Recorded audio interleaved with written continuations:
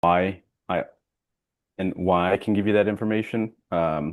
Any like pathway certifications.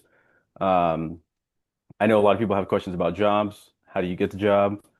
So hopefully I'm going to be able to give you some things to walk away with in regards to those things. A little bit about me. I'm originally actually from Riverside, California. Right now I live and work in North Carolina. I've lived here since 2018. I joined the Marine Corps and this is where they sent me, so I decided to stay here. There's actually a lot of tech jobs opening up here. Some fun facts that I've listed there. There's my dog Dexter. I have 7 years of cybersecurity experience, cyber and IT, I say generally. Um, Certs, I only put three because I put some weight on them, but they're not, the best way to gauge any individual on their knowledge. And then I have 11,000 hours in the SOC. I thought that was interesting. I think there's, what is it, 10,000 hours to master something. Industries, I've supported 14 industries. So my last position, I advised, I think, over 20 customers ranging from small to medium sized businesses. Uh, can't really name any of them, but just for NDA reasons, but quite big organizations. I learned a lot very quickly.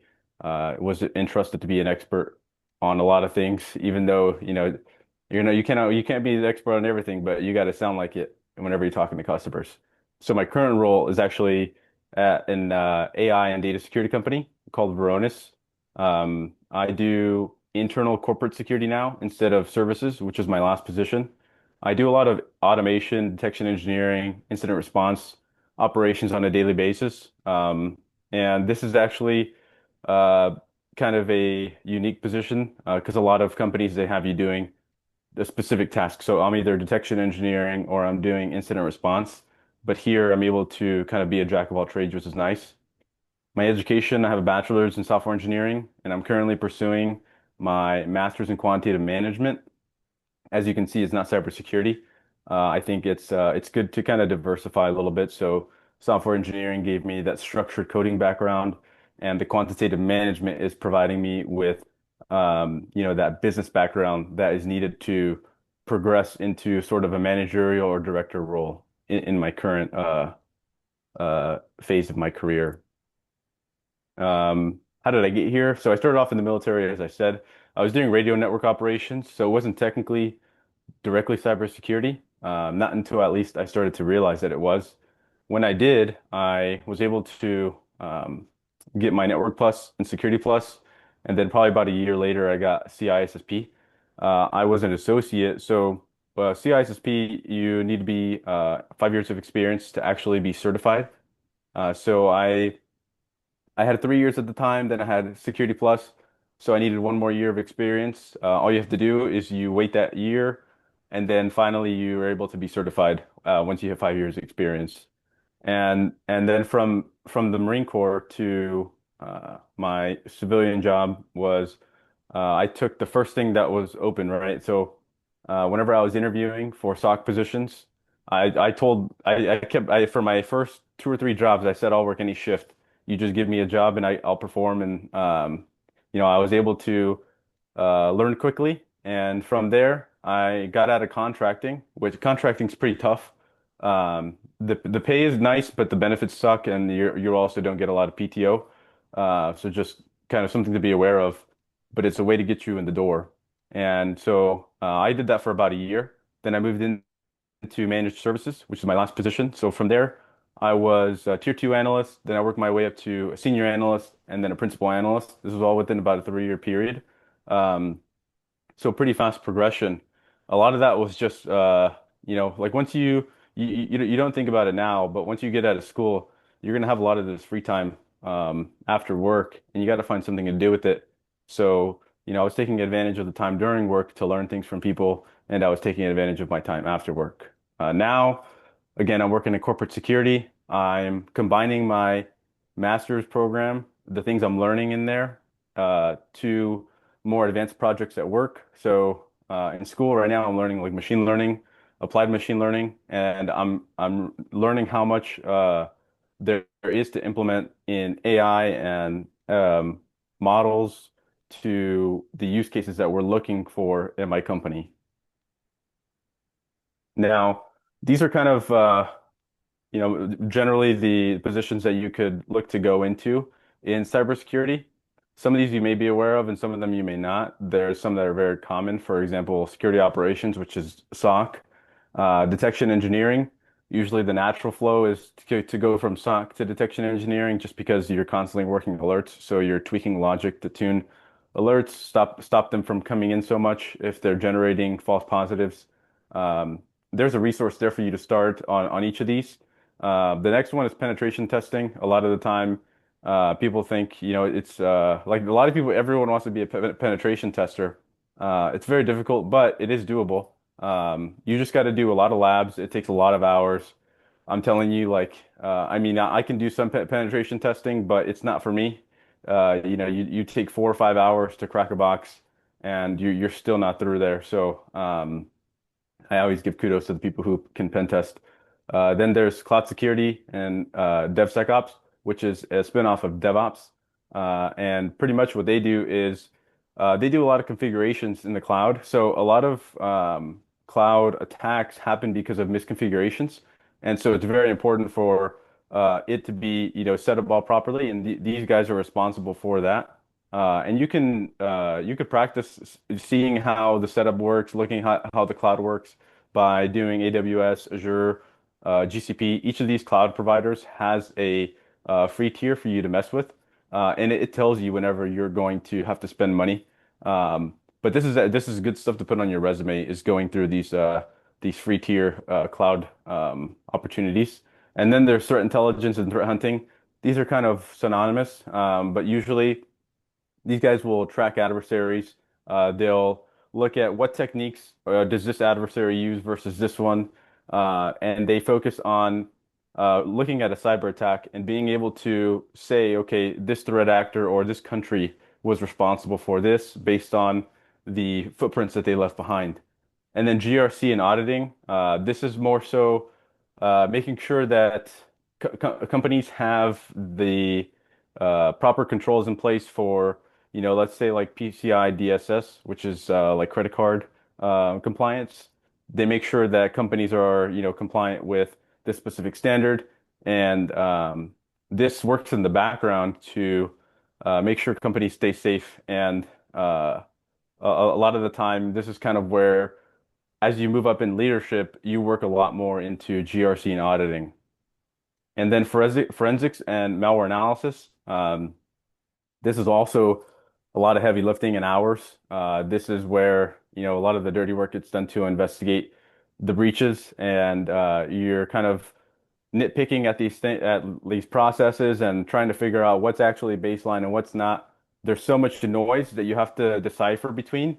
So this usually takes quite a bit of experience to understand and get an understanding of what does normal activity on an endpoint look like? What is the normal process on this computer? And what should be running on a server? What should be running on a laptop, for example?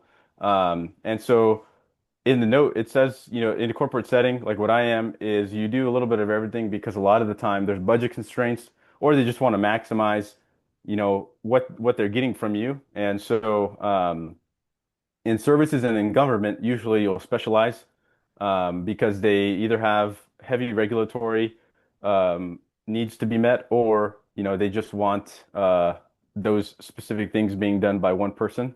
It's also cheaper that way for them. Cert progression. A lot of people ask about this. This isn't the end all be all, but this is probably my preferred progression. Network Plus. I think a lot of people tend to skip Network Plus, but honestly, Network Plus is probably about 80% the Security Plus, which is also a critical cert that companies look for. SSCP is essentially Security Plus just with a different company or organization. They're very similar in the material that they have. For the intermediate, CYSA is probably the best one. That one's going to prepare you to be SOC analyst. Is going to introduce you to a lot of different tools. Pentest Plus is very similar, I've heard. I never taken either of these, but these are ones that I've seen analysts who can perform well have and have obtained. CPTS, I think it's Certified Penetration Tester Specialist from Hack the Box. This one's kind of borderline advanced. It's always compared to the OSCP, which is OSCP, CISSP are two big name HR certifications for later in your career. And then you can get into more specialized ones like the Burp Suite Certified Practitioner with Web Security, or the GIAC certifications. Those are very expensive, by the way. So if you're going to get one of those, then hopefully you can get your company to pay for it. And then the CCSP is equivalent to the CISSP, but it's focusing on cloud security. And some important skills that you should uh, make sure that you're kind of working to get is through your either home lab or your internship, or whatever it is that you do, how you study for getting into cybersecurity. You need to make sure that you get into networking. This is why I emphasize Network Plus as being important to making sure that you get it to start off your career, because it gives you a lot of the fundamentals that you're going to need to know later on. I know a lot of people who have struggled to sometimes they don't remember how this port or protocol works. They don't remember, or they don't even know how DNS works, or how network routing works. It helps a lot whenever you're thinking of an attack, because it lets you visualize the attack in your head across a network. And so I think that's one of the main points why networking is critical. Professor Messer is a good resource for this. He has a lot of free videos on YouTube. I would highly recommend his videos to study for the CompTIA certifications. The next thing is operating systems. This one is I would say it's important, but you kind of learn it on the job as well. So it's actually it's not a common skill, uh, as you'd be surprised. A lot of people should know how to use it, but there was actually I was doing my team was doing a capture the flag recently, and we had a judge who was watching us, and he kind of made a comment that he's surprised that we were using command line, because there's a lot of teams that do not. They try to just use the user interface. So knowing the operating system helps you understand what's the baseline, what's normal on this Mac machine or Linux or Windows internals. The Mac and Linux kind of have some overlap, which is nice. Um, but in general, it helps you to be able to differentiate what's an attack and what is not. Also, like what kind of command line utilities expose sensitive information. Over the Wire is a good resource for this. It helps to kind of expose you to the Linux CLI. And then there's scripting and automation. I would say this is a nice to have, but in interviews that I've done, like where I've been the hiring manager, the scripting and automation piece is nice to have, but it's not the end all be all. Like I don't judge somebody for not being able to script or automate, although it is ideal, especially now that AI can take care of a lot of the scripting and automation, or at least give you a foundation to work with. So again, nice to have, but if you don't know how to script, or if you're not great at it, then it's fine. You can either learn or you can supplement it, and just make sure whenever you're interviewing or whenever you're talking to somebody about it, you don't just say like, oh, I feed it to AI and then I just I get it back. You make sure you try to produce either like you sketch it and you put in your own words the logic, and then you feed it to the AI. Just make sure that you prove that there's a methodology to what you're doing, instead of saying that, yeah, I just give it to AI and then it spits something out and then I use that. um, just so you can show that at least you're doing something, and that you're showing it's not just the AI doing it, and they see value in you. For risk and compliance, there's nothing crazy that you can do here. The one thing that I would say is just to make sure that you familiarize yourself with the frameworks. So like I mentioned PCI DSS, that one is for, credit cards, or Sarbanes-Oxley, which is for, just businesses. And SOC 2 reporting and SOC 3 reporting, knowing, so like SOC 2 has sensitive information, whereas SOC 3 usually can be shared to other companies. Um, and so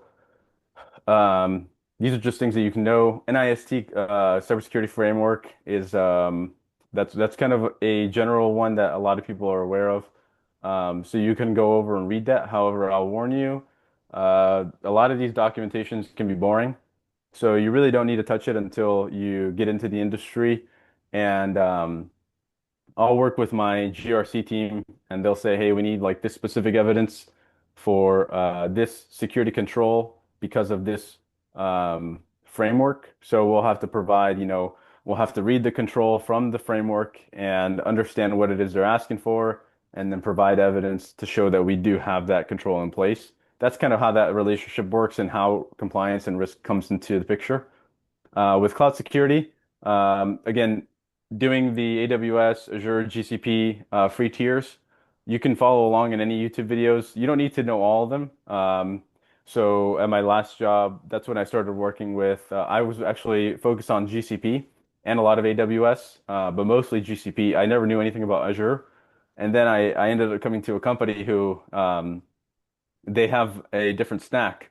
So I had to relearn a lot of different things. But the nice thing about cloud is a lot of the servers are the same, they just have a different name. So you just have to get an understanding of, generally what the service does. You don't have to, be an expert in the cloud environment, but just know like what does the service do, and how it's implemented. And that way, whenever it comes time for you to pivot into a different company with a different stack, you can be trusted to use that cloud environment, or they know that you're going to be able to understand it.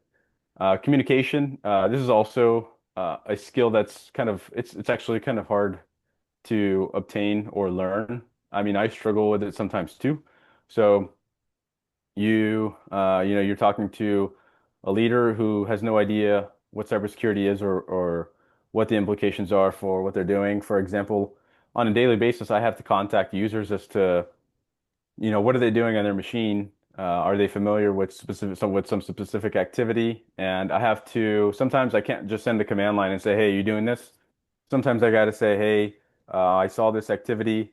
This is what it indicates and why it's not good. And do you mind confirming if you remember touching this application at all? Like I have to reframe the question instead of, like how I would do if it's an engineer. I could just say, hey, you remember running the script? And then they'll know exactly what I'm talking about. But um, if I'm communicating to a leader, or if I'm communicating to a salesperson a specific risk, then it's going to be important that I know how to translate that. A good way to practice this is talking to one of your friends or a loved one and saying, like, giving a story of a recent attack that you saw or that you read about in an article, and try to, this will take a little bit of practice in terms of like, you'll have to learn exactly what happened in the attack.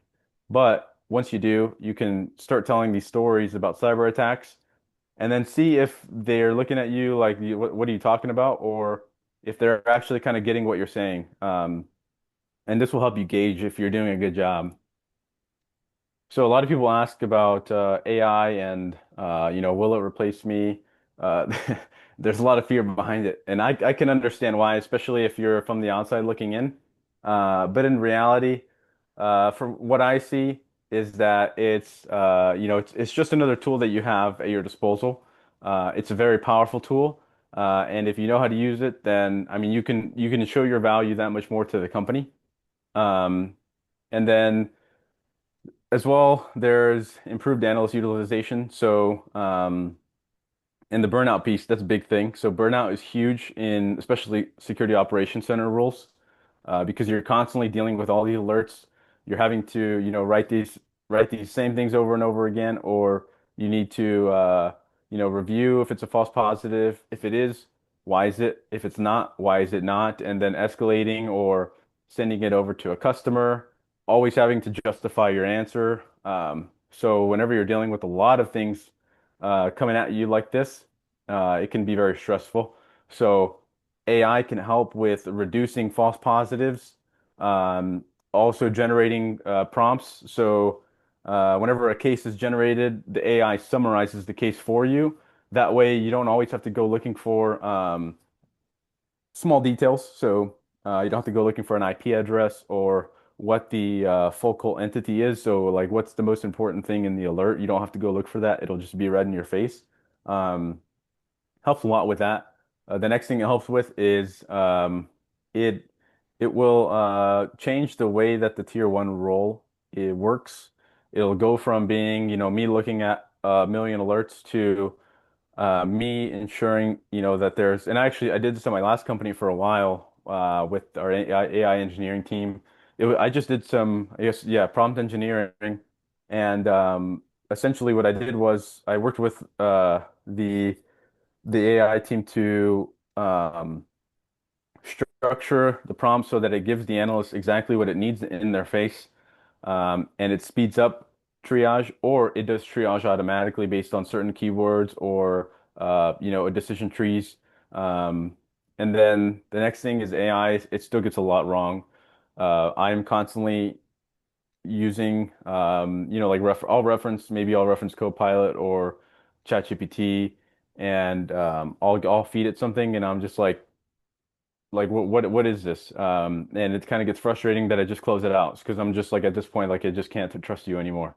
I open it up again like 5 minutes later, but still, it's a problem, and AI is expensive, so that's another thing is that it's expensive and it's not always right. So the next one is the human in the loop. This is kind of a big phrase that a lot of people say now is human in the loop. So the person is always, watching over the AI, or there's always somebody who has their hands on keyboard, making sure that everything is working properly, because you need that human in order to give that trust. So the next one is the AI trust issues. So the human in the loop always it provides customers or stakeholders with the trust that that the AI is being contained, or that there's human guardrails, you could say. Now, what the industry says, it says similar things. So AI augments and it doesn't replace the professional.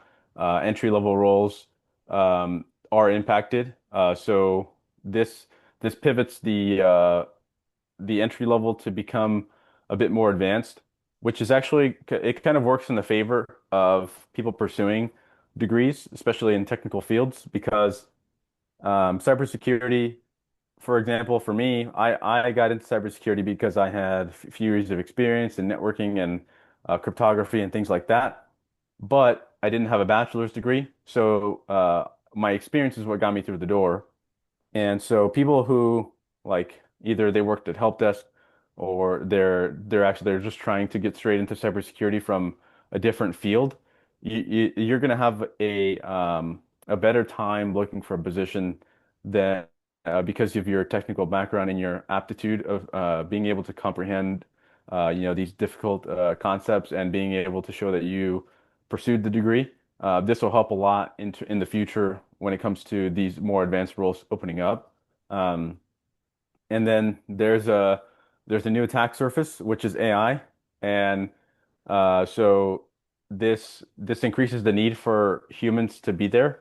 Like I said before, we need guardrails, and the people are those guardrails, not just the prompting that you tell the AI that you can't do this, you can't do that.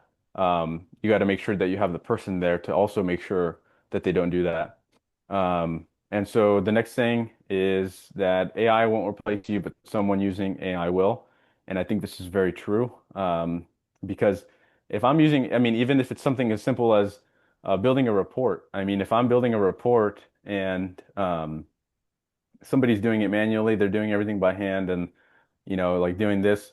If I'm using, let's say I'm using an internal AI model and I'm feeding it my baseline report, like I built it myself, and then I say, hey, upgrade this, make it better, then my report is going to look better to leadership than the other person. So things like that, and also optimizing detections, or saying it, look at my detection logic or my code, tell me if there's any gaps, and it'll versus somebody who's not using it, and they generate a ton of false positives in their alerts doesn't look good for them. So making sure that you're using AI and using it the right way. Um, Security teams usually, yeah, using AI, they ship detections faster and they respond to incidents quicker. This is because AI can help to fill in the knowledge gaps. I mean, in a query language, you might have some arbitrary or random operator that you have no idea, or some use case that it's capable of, but you don't know how to use it. I don't know, like let's say you're trying to do like an anomaly detection with statistics in a specific query language, but you only know how to do it in this one. Sometimes what I do is like if I'm doing standard deviation in one system, then I can write the detection logic or the code for it, and then I'll say to AI, translate this for me to this platform. And so that helps a lot in deploying detections using my understanding of the systems, and not just saying, hey, give me this detection and that'll be done. Although some teams do that, to be fair. Um, and then with incident response being sped up, so it helps to lower, they call it the mean time to respond, MTTR, which is just how fast can you get to this. And so with the tier one role shifting and getting away from too much manual triage, reducing the volume, this helps you focus on the incidents that are actually important and what's more than likely a compromise versus wasting your time on either noise or low severity alerts. So this is an example of a ransomware incident that I dealt with a long time ago. So this, I try to map a little bit of it to the MITRE framework. MITRE framework is just a way for defenders to look a cyber attack and evaluate tactics, techniques, and procedures. This allows us to standardize activity that we see so that we're not just saying, the attacker did this or the attacker did that. We can see in stages what the attacker is doing. Um, and so the way this all started was the attacker, we found a lot of this came from the after action report. Some of this we were only aware of in the moment, and some of it we were not.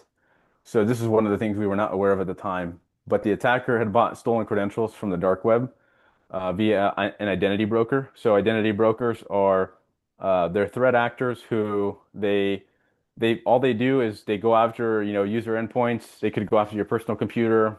They could go after whatever, and all they aim to do is extract your credentials. And what they do is they store them and they sell them to everybody. So anybody who wants a credential for, let's say, I'm looking to buy credentials from my company, an attacker can say, do you have credentials from this company? And then they can say yes or no. If they do, all they just buy it, send some crypto. Now they have username and password to your company, and they always work. So typically, the initial access brokers they will uh, test it, make sure it works, and because believe it or not, a lot of the underground guys they value their reputations. So if they're selling credentials that don't work, then it's going to look bad on them. And next came the exploit. So there was a network appliance that has a lot of issues that the threat actor they used this account and then they exploited a vulnerability within this network appliance to pivot to their Active Directory, which is essentially just their internal identity management where all the users are stored and where it controls your access and things like that. So if you're not familiar with it. And so this led because of a misconfiguration in the relationship between the network appliance and the Active Directory server, the attacker was able to access that server from the network appliance. And then from there, they were able to work on the server.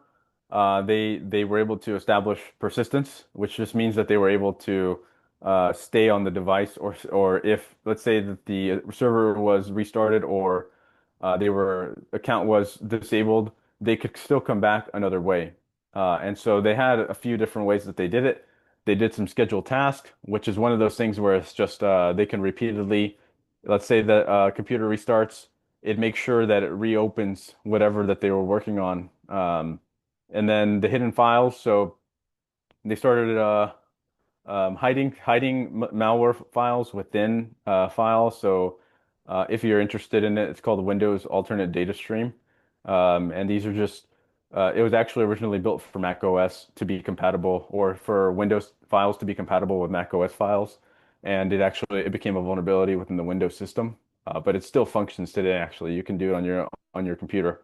Um, and then the next thing that they did was they took advantage of an overly permissive VM management account. So if you're not familiar, there's with VMware, they have a product called vCenter, and so this product was taken advantage of, um, and uh, and and the attacker was able to create virtual machines, and that way in the virtual machine environment, teams have visibility to the enterprise, but if a virtual machine is created and the tools that help monitor the organization, typically that comes in the onboarding. So if a device is onboarded, you're going to onboard the security tools that you need to monitor that device. Now, if you have a VM that is not being created the proper way, you run the risk of, excuse me, having a device that you cannot monitor. So in this case, we had a device that we could not monitor because there was no proper creation of it, and there was no documentation that it was created. So the attacker was able to load tools onto that without being detected. They were then able to register their own MFA device on a real account. Actually, it was actually an admin account. Um, and this allowed them even more persistence because even if an account was disabled, they could always reset the password because they had the MFA device to reset the password. And so they continued into the cloud using a misconfiguration, misconfigured servers account, which so the server for the initial identity compromise, that was on premise, meaning it's a physical device they have in their data center. And then the cloud pivot was to their cloud provider, where their identity was managed. And in this setup, I'm trying not to be too technical, but they were intertwined, and any changes that happened in the cloud reflected in the on-prem or the server that was compromised. So they were able to wreak even more havoc there. From here, they began exfiltrating data from domain controllers, which is where we caught it actually.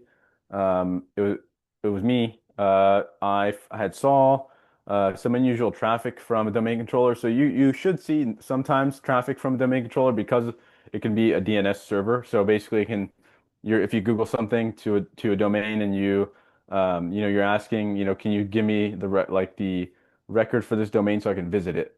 And the domain controller can do this, but I was seeing actual traffic, so the domain controller was sending traffic to these random domains that came up as malicious whenever I looked them up.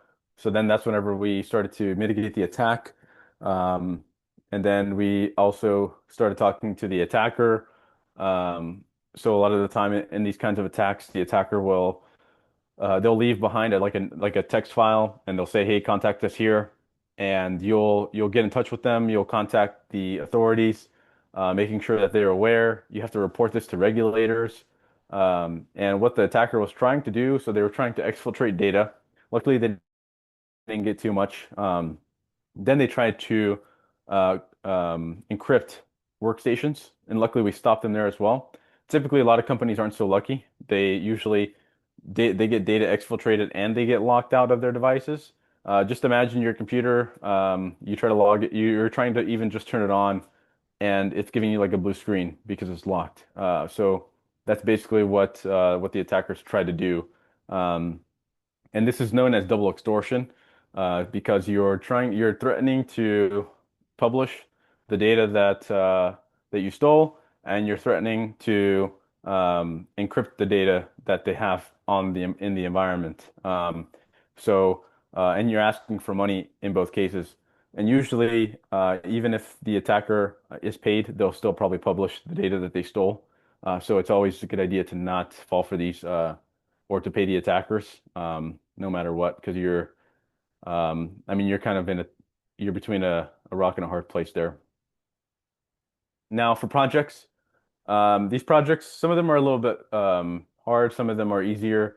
Some of them you can spin into something like if one of them's harder, you can probably make something easier, and I can explain.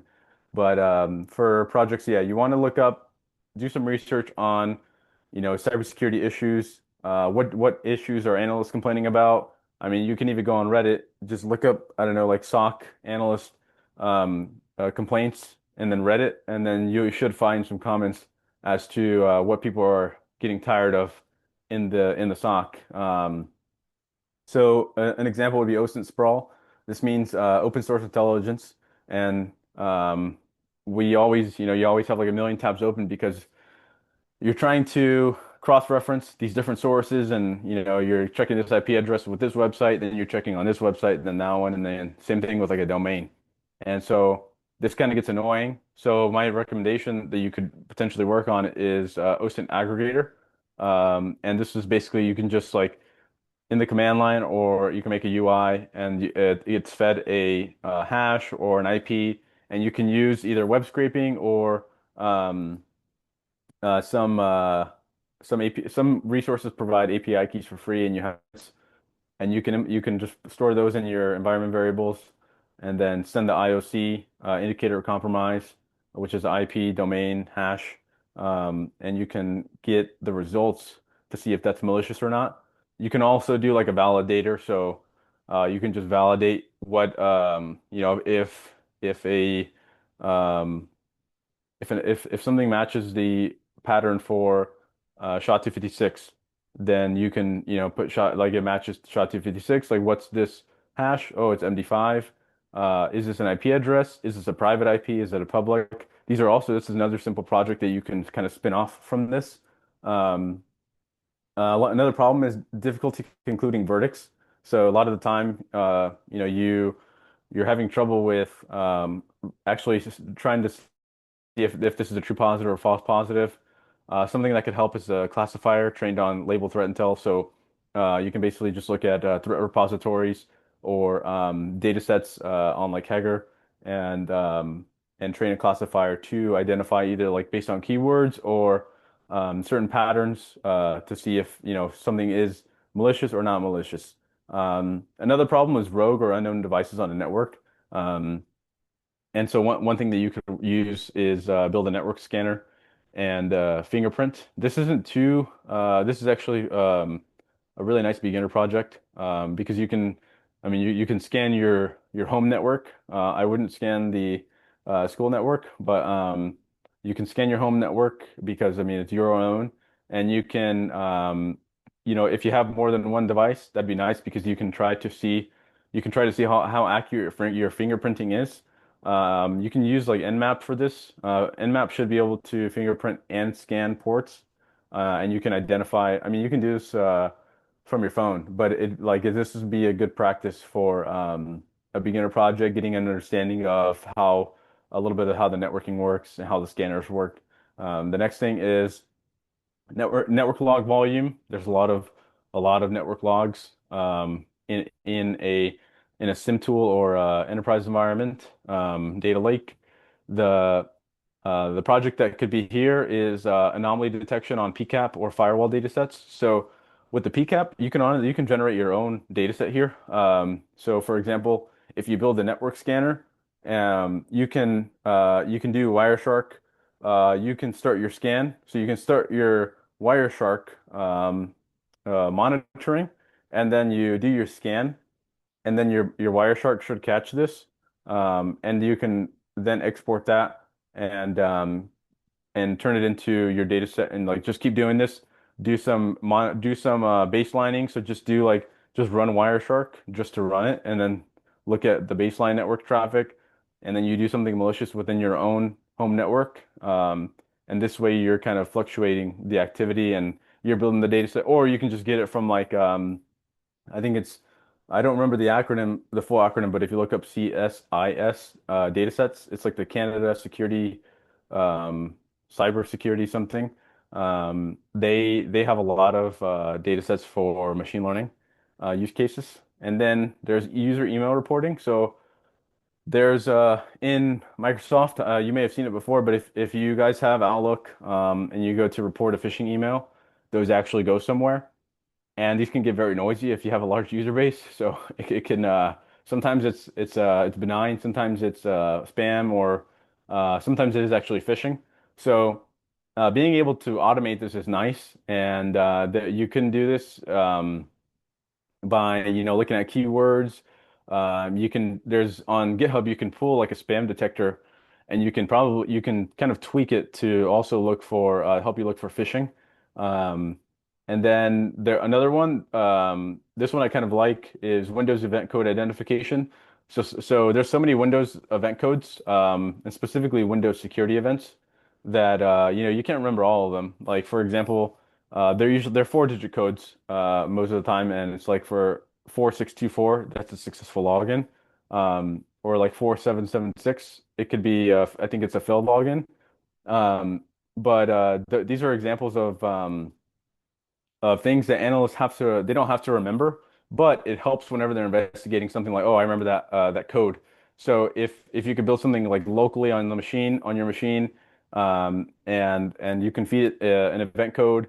You can also, for example, like if you do 4625, um, let's say that so an analyst looks up the event code 4625, then you can say, okay, the attack use cases for this event code is a brute force attack because they're failed logins. And then you can map that to the MITRE technique. Um, and MITRE mapping is just you're just looking at the MITRE framework. If you just Google MITRE framework, and you can see kind of what I'm talking about.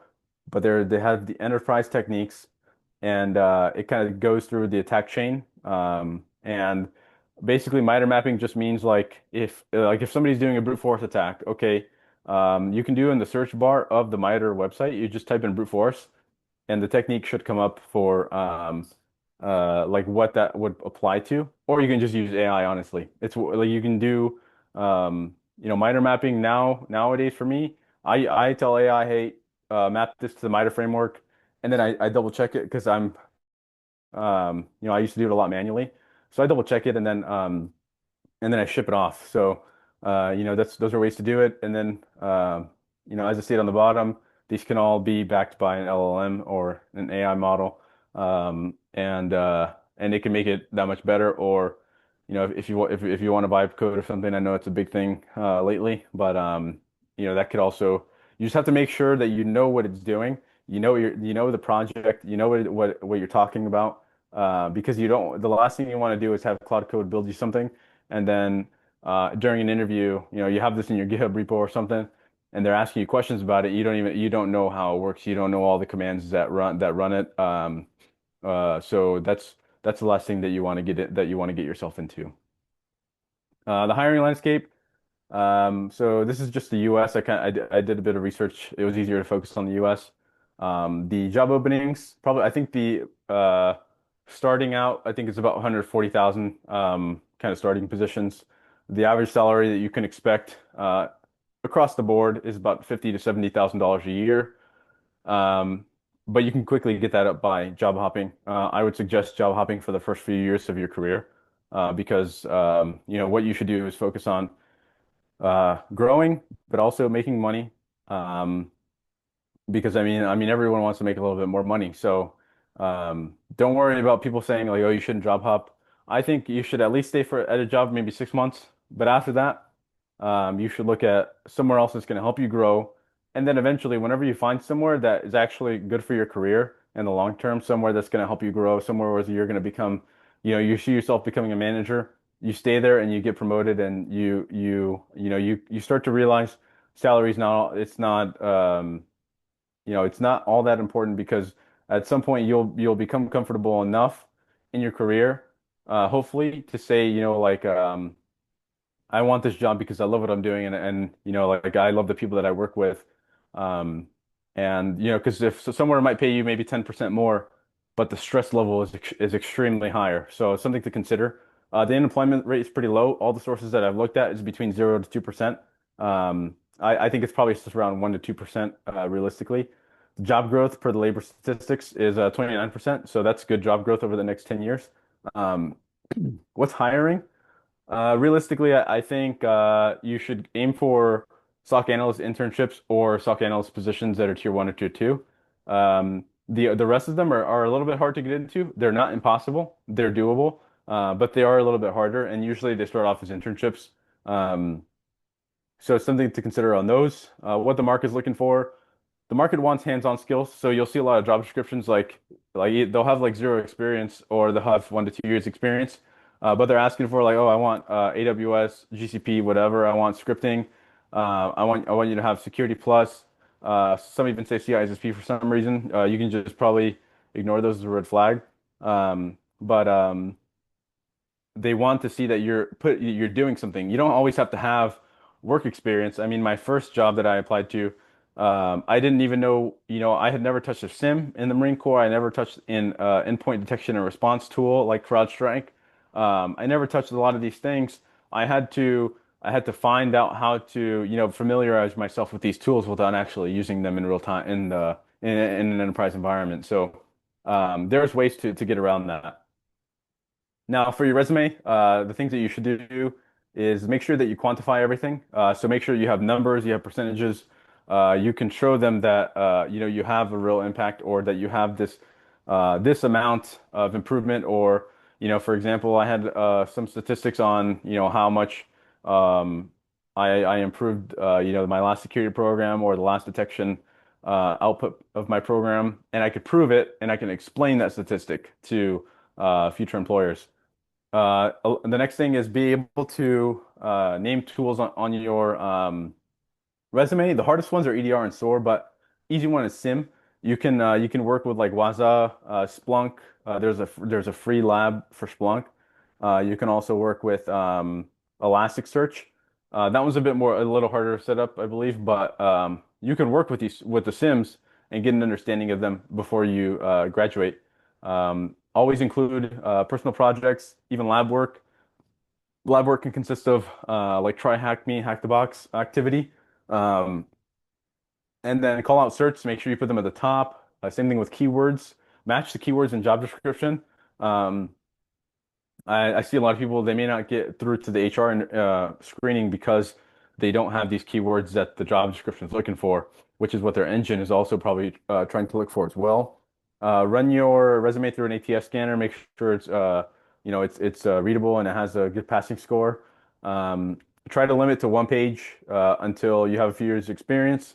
Um, and then you can start to branch into like the CV, kind of thing. One of my old bosses, I think he had like a 3-page, 4-page resume or CV, and I mean, he said he didn't really care. So it's all about preference, but I think usually you want to keep it clean as much as you can until you can't anymore, and then you just do it. And because at that point you're there and you've made it.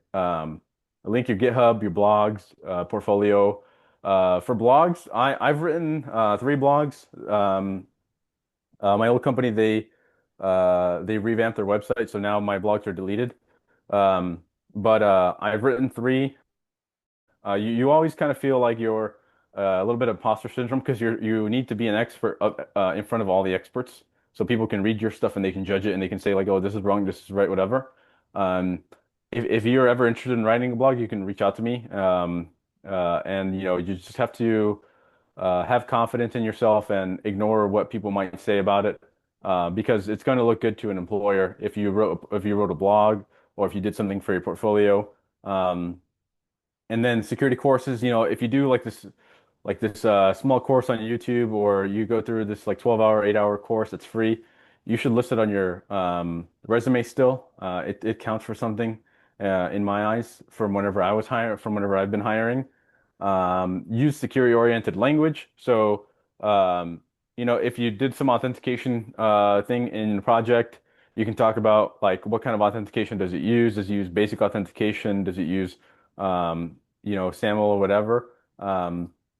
This way, you can show that you have some technical understanding of what goes behind that system that you built in security context.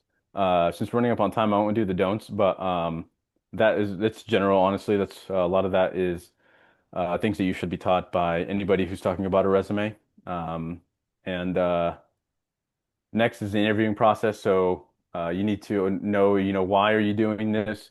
They'll ask you basic questions like, what does TCP mean? Or what's the difference between TCP and UDP? That's what the HR person will talk to you about. They'll ask you about your salary. Never say, or try not to say what salary you want. Say, do you mind providing me the budget for the role? Or they'll say, like, how much do you want? Or how much, what are you looking for in terms of salary range? And then I'll just say like, well, I was curious as to the budget for the role. And then, they'll either be a little stumped or they'll give you the budget for the role. If they don't have a budget for the role, it's a little suspicious. And some recruiters are actually pretty good on turning that against you. Like they might be able to flip the question back onto you. But for the most part, if it's a solid company, they'll tell you straight up what the budget is or the range. And then usually, you don't want to always ask for the max of the range. You want to be realistic with where your skill is in terms of that range. Um, but don't sell yourself short as well. Just because you're not going for the max doesn't mean you should go for the minimum. You should go for the middle. You should go for somewhere that you think you truly deserve. Um, and you always want to get an understanding of how that company operates. In the technical round, they're going to ask you scenario-based questions. They're going to ask you tools. What tools have you used? Um, how would you handle certain problems? And also be prepared to list your favorite resources. Usually they'll ask, how do you stay up to date on your news? Can you tell me about, I always asked about, tell me about any cyber attack that has happened, ever, and walk me through the attack chain. Like, tell me from start to finish, how did that attack happen? Typically, the easiest one for me was always ransomware, because it's always the same. They always phish credentials, they compromise the machine, they get local access, then they pivot onto then they privilege escalate to a server, and then boom, they get the keys to the kingdom. So small things like that. I mean, there's other things you can do, um, and you can find a simple cyber attack and memorize that. It's just like things to think about. For a panel, these don't always happen. Sometimes they're also another HR interview. Like my company did an HR interview in the third round. The HR person had asked me, why am I looking for a new role? They really probed into why I was looking for a new role, why I'm leaving my company. How has my company been? You never want to talk bad about your previous company. You always got to shape it as to you're leaving for your own benefit and you're seeking a role that is, it's going to help you grow. And so you want to also frame a lot of your questions based on this pretext that you're giving to the HR person. Um, and if it's not an HR person though, it could be a group of analysts that work on the team. The technical round could be like the manager or the manager and the team lead. The panel could be like the team lead and a couple of the other analysts on the team. This can feel like a second technical round. You just have to be prepared for anything in the third round. And usually you want to ask in the phone screening, how's the structure of the interviewing? What should you prepare for each part of the interview? And they should answer that question. They should be able to answer those questions. For the final offer, they're gonna check you're gonna negotiate. You should negotiate. Unless for usually for your first position, you're gonna be like, give it to me. You're gonna want the position. You're not gonna want to ask for too much, and that's okay. Um, but they're also going to check again, is this really the person we want? They're going to be comparing candidates, during the fourth phase. You may not always get the offer. You may be beat out by another candidate, and that's okay. Um, but yeah, just something to keep in mind, making sure that you're always confident in how you answer questions across the board, no matter what the round is. Don't try not to slip up on your words. Try not to stutter too much. I know I've had that issue in the past. Lucky for me, I've worked with a lot of customers, so I've done a lot of customer calls, having to, answer difficult questions on the spot, just like a deer in the headlights. You can't sit like that. You gotta come up with something, even if you just say, I gotta get back to you, but you can't say that on every question. You gotta have some answers there. Uh, with building your arsenal, so tools like try hack me, hack the box, let's defend, Splunk, free trial. Like I said, I think you get 60 days access to free trial on Splunk on-prem. The cloud, I think, is 14 days free trial. I would do the on-prem. Download it if you have space on your computer to give you a free data set. Do a CTF. Um, I would highly recommend doing a CTF. They're free on Hack the Box. Well, I believe they're free. And if they're not free, an account for Hack the Box is I think $20 a month. Um, but it's very worth it. I used Hack the Box to improve my detection making skills, so I understand the attacker's mindset, and it's important to have a kind of a holistic way of thinking whenever you're building detections. Think as a defender and an attacker. Free learning, again, Professor Messer, TCM Security on YouTube, DFIR training. MITRE ATT&CK is a great thing. If you ever want to see just research of a cyber attack, go to MITRE ATT&CK, find a technique, click on it, scroll to the bottom. It'll always have a research reference at the bottom of the technique page. Um, Reddit is great. I always use Reddit. I get random notifications from Reddit, and I'll just read them about cybersecurity and cybersecurity jobs and stuff, what people are going through. Um, LinkedIn is great. If you have a local ISSA chapter, that's good. That's good to build connections, especially as you guys are students. Highly recommend ISSA if I know people who attended ISSA, they met people, and that's how they got their role actually. So that's a good place to be to meet, network in person. LinkedIn, again, interact with people, comment on posts. Whenever you add someone on your network, don't immediately just reach out for hey, can you look at my resume? Hey, you hiring? You always want to kind of soft approach, like their posts, comment on their posts, something genuine or some actual feedback to what they're saying. This way, it's not just you using them as a means to an end. Um, and then Instagram is also a good source. I really love Instagram for my OSINT. It sounds kind of funny, but there is actually a lot of good OSINT on Instagram if you follow the right pages. Tools to know, these are all kind of basic tools that you should know. Regex, that's very important. You should know regex. You should learn it. Regex has impressed a lot of people for me. So like, what has separated me in some of my detection work was how advanced my detections could be because of the regex patterns that I could build. It makes everything more versatile, makes your work more versatile, and it makes you look good. Because regex is a little bit complex. Whenever you start to get to more advanced patterns. So I highly recommend using that. Comes in handy because a lot of tools are capable of regex. Kali Linux and Parrot, both of them pen testing VMs within the Linux environment. Would recommend practicing with these just so you can see what attacker tools look like. You can practice on your home network again. And then let's see, coming up on time, so I'll move on. What the things that you should go forward doing next. You should create a Try Hack Me account, Hack the Box account, start a walkthrough. So they have virtual machines or boxes, they call them, and you can hack these boxes. It's all legal, it's all ethical. They spin them up on purpose. So um, you can they have ones that are retired, they call it, especially on Hack the Box. I did this for a while before I started doing new ones. But they have retired ones. It walks you through exactly what to do.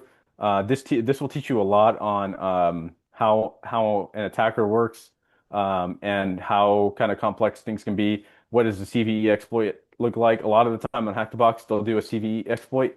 So it's pretty interesting to see kind of how a vulnerability exploited works using a script. Um, or you can just start a course. You can start a SOC course, and that way you can build a foundation of security operations. The next thing, like I said, update your LinkedIn, set it up, connect with each other, connect with other people, and build your network. Focus on the people that even if you don't want to work in cybersecurity, focus on the people that work in the industry that you want to be in. Um, Pick a certification, Net Plus, Sec Plus, SSCP. I recommend Net Plus as a starting point, but Sec Plus is the one that'll get you through the door, if I'm being honest. Um, I would recommend following three researchers on X, LinkedIn, Instagram, Substack. And this way you can kind of see what's going on day to day, what's the latest and greatest in threats. And then you should pick a project and scope it in the coming weeks. I wouldn't say you have to finish it, but yeah, definitely figure out if it's something that you want to do, figure out if cybersecurity is for you, or even what domain of cybersecurity do you want to get into. I would say I only scratched the surface. I did hit the main points, I think, for what's big, but there's definitely some niche areas that you can look into, and something that might spark your interest. At this point, I've concluded. If you want to add me on LinkedIn, you're more than welcome. If you have any questions, I'm more than happy to sit here and answer any questions that I didn't address during my presentation.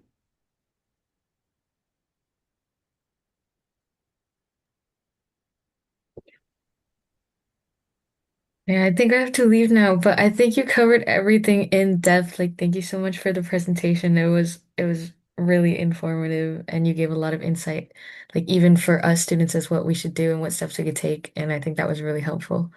Yep, no problem. Yeah, thank you so much. Okay, I'll see you. Bye-bye. Yep. Alan, you had something? Hi, Ruben. Yes. My quick question is, a lot of companies seem to be adopting AI policies, just as a way to have something in place stating these are the rules that we follow, this is how we handle it. And when it comes to cybercrime, there's a big cryptocurrency element to it. Do you see companies adopting cryptocurrency policies?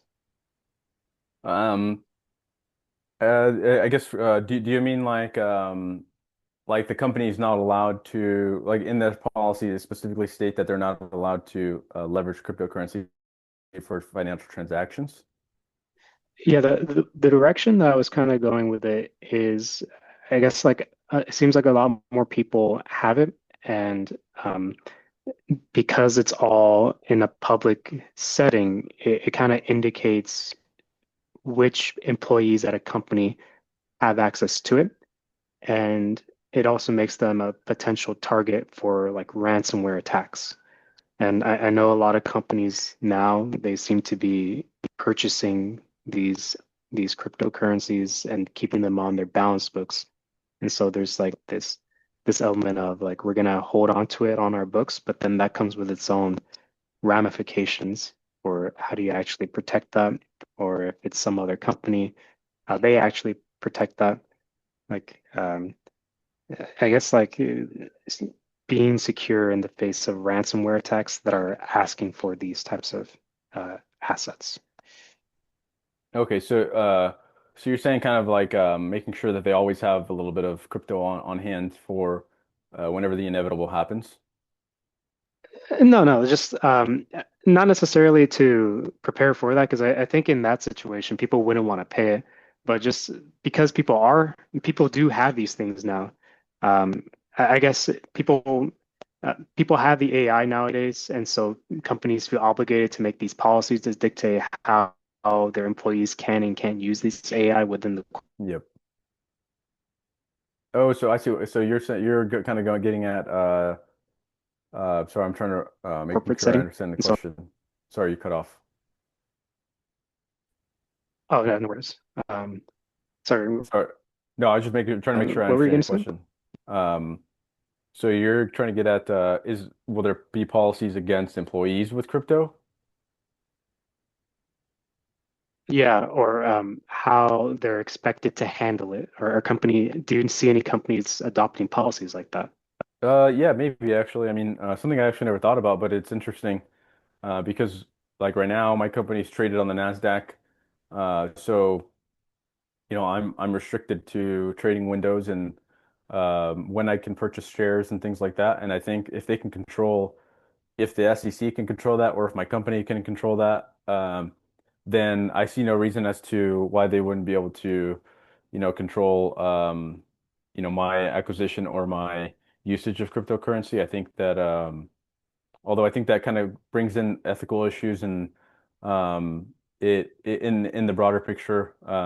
So I'd say it's unlikely, um, but it is possible, and I wouldn't discount it, given what obviously like I mean they already control some portion of my finances, so um, I could see why they like how they would do that. And yeah, I don't know. You got anything else for me?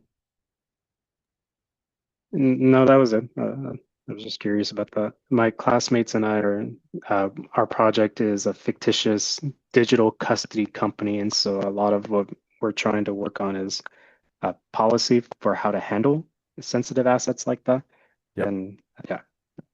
Yeah, I guess the thing that would come into question is like, I mean, how would you handle the, cryptocurrencies where it's more not common in the US, but around the world you can, walk up to an ATM, deposit money to your crypto wallet without, verifying identity.